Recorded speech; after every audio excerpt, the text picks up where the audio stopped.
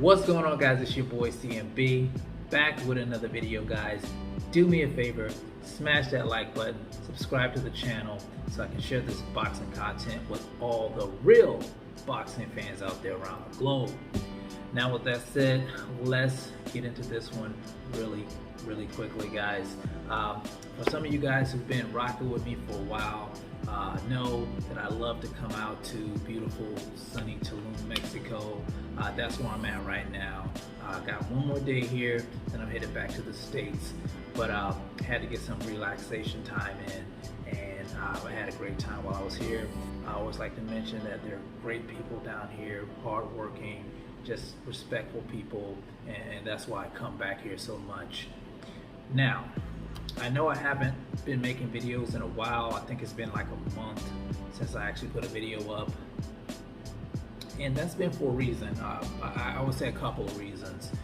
One reason is I've been, investing more time into basically investing. I like to do the crypto thing, so I've been working with that for a lot as of late. But another reason that I haven't been making a lot of boxing videos is because of just being disillusioned with the sport of boxing itself. Not just the sport, the politics, but all the stuff that comes with, some of the fans of boxing, some of the toxic behavior that seems to go on a lot of times on these channels, in the comment sections, and like I said, some of the politics of the sport. You just can't enjoy the sport. It just leaves a bad taste in your mouth. If you're a boxing fan for a while, there's always this love-hate relationship with the sport of boxing, and I just want boxing to be great again. I want it to be big like it was before back in the day, but the way things are right now, it's a mess, guys. It is a mess. The sanctioning bodies, the stuff that goes on, the WBC. I don't even want to speak about Mauricio Sulaiman. The stuff that he's pulling is just makes a mockery of the sport, in my opinion. The stuff with Devin Haney, and you guys know what I'm talking about. Even though I haven't been making videos, I've been loosely keeping up with a lot of the stuff that's going on in the sport. I have been watching the fights.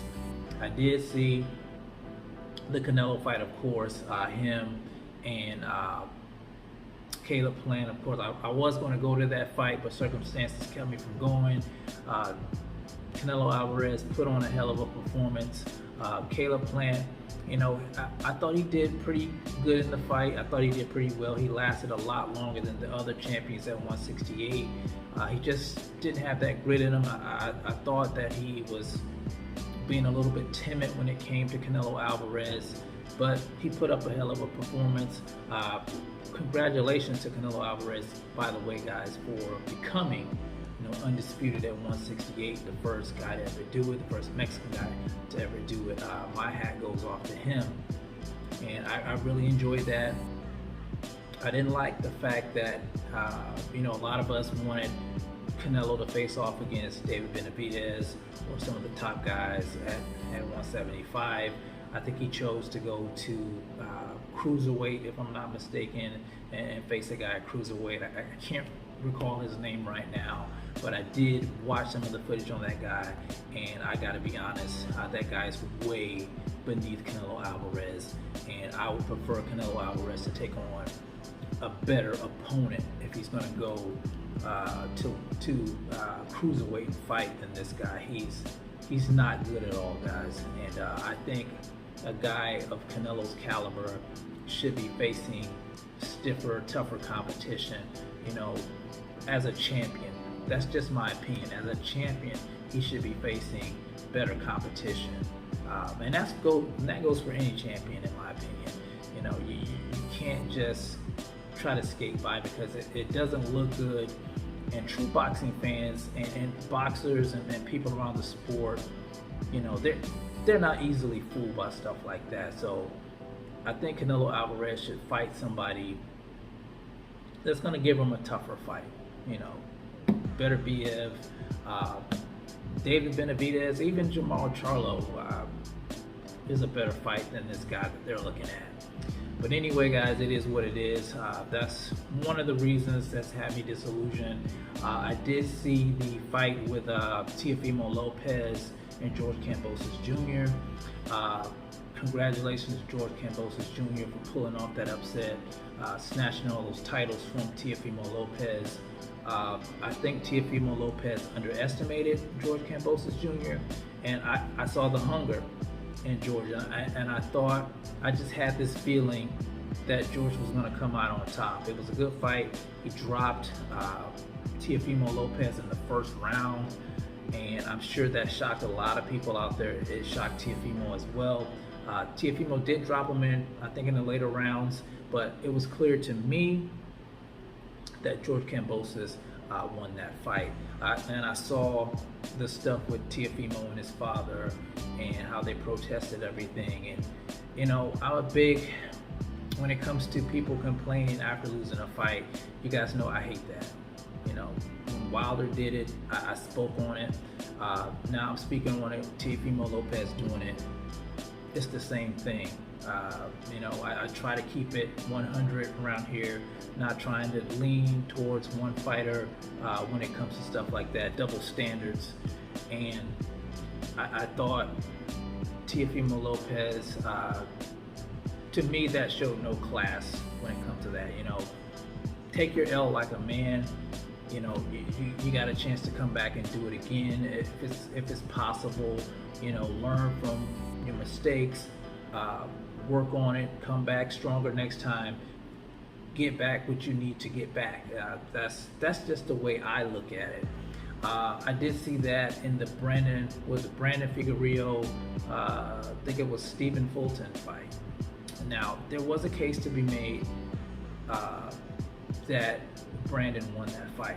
I watched that fight. There was a case to be made. But again, you know, you lost according to the judges.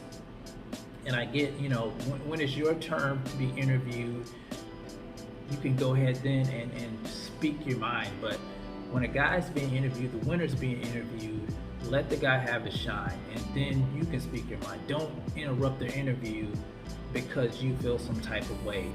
You know, speak your mind, but speak your mind when it's your turn. You know, I just think that's bad sportsmanship. I didn't like that, even though I thought it was a case to be made that Brandon won the fight. Let's see, who else? Let's talk about Gervonta Tank Davis. One of my favorite fighters. I love Gervonta Tank Davis. I met him a while back. I thought he was a great guy. Gervonta Tank Davis faced off against Pitbull Cruz, and it was a tough fight for Gervonta. You know, it was Isaac Pitbull Cruz. Tough fight. You know, he's not a big name, but I've said it before and I'll say it again. Just because a guy doesn't have a big name doesn't mean he's not hungry. Just because you don't know his name doesn't mean that he has the hunger. And it was apparent that he was hungry. He wanted to defeat Gervonta Tank Davis. Now, I'll say this, he put up a hell of a fight, but I thought Gervonta Tank Davis clearly won the fight. I think Gervonta did injure himself in I think it was the 5th round, if I'm not mistaken, when he injured his hand, and he still went on to win the fight. He did knock Cruz out. You know, a lot of people like Gervonta because he's a knockout artist, but let's face it, you know, you're not going to be able to knock out 100% of your opponents. You know, sometimes it's just not going to be like that. You know, sometimes the guy that's standing in front of you is going to have a lot of dog in him, and he did. But I did like the fact that Gervonta Tank Davis showed different levels of his capabilities. He boxed a lot more in that fight because he had to do what he had to do. You know, if plan A doesn't work, then you need to have another plan in place. You know, you need to be flexible. And I know Gervonta gets a lot of flack for not fighting the best competition. Honestly, I don't have a big gripe about who he's been facing, but I will say, you know, there's a lot of guys out there that Gervonta Tank Davis can face. And, you know, the same with these guys, just not Gervonta Tank Davis.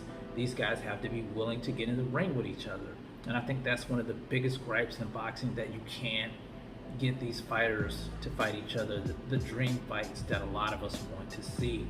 And a lot of that has to do with the politics in boxing, the different sanctioning bodies, the different platforms, bad blood between promoters. It's just a lot of stuff that fans have to endure, and a lot of times we end up getting the short end of the stick, and that's what's left a bad taste in my mouth. And then, of course, like I mentioned earlier, some of the fans surrounding boxing, some of the tribalism that goes on, and I don't have a problem with people supporting their people, who they associate with, who they look like. There's nothing wrong with that. I just think it gets bad when people start to associate that. You just become blatantly racist about things, and it's just not good for sports in general, in my opinion. I hear people say a lot of times sports is racial. It is, but it doesn't have to be. But because we accept that, we accept the racism in the sport of boxing and some of the other sports, and we should be trying to get away from that stuff. Sports is supposed to bring people together. That's what it's about. Sportsmanship. Hey, we're gonna battle it out, but after it's over, shake hands, and the best man won. And that's what really it should be about. But I don't know, we're just in a different space right now. Not saying that I don't like the sport of boxing. Like I said, I love the sport of boxing. Just sometimes I get disillusioned by the stuff that surrounds the sport. I just want to see a good fight. I want to see the best fight the best, without all the other stuff getting in the way. I know a lot of guys enjoy watching the boxing YouTube content, and they enjoy the drama. And sometimes you're dealing with stuff in life, like I said, the drama, the racism, the sexism, the whatever's going on, and sometimes you just want an escape to get away from that, relax, and just watch something that you like to watch. So that's what I like to do. That's why I come here and make these videos. I just haven't been doing it as of lately because of that ilk, and of course I've been doing a lot more in investing in cryptocurrency. But yeah, guys, just wanted to touch bases with you guys, just give my 2 cents. And I would say the current state of boxing, in my opinion, right now, sharing that with you guys. So just a quick, I would say rant. You could call it a rant, what I just did. But guys, I will be dropping more videos when I feel like dropping videos. Just letting you guys know what's going on in the sport of boxing. Like I said, don't forget to smash that like button, guys. Don't forget to subscribe to the channel. And thank you guys who've been sticking with me this far. I promise I'll put more videos up for you guys. So don't forget, guys. I think what's fight's coming up.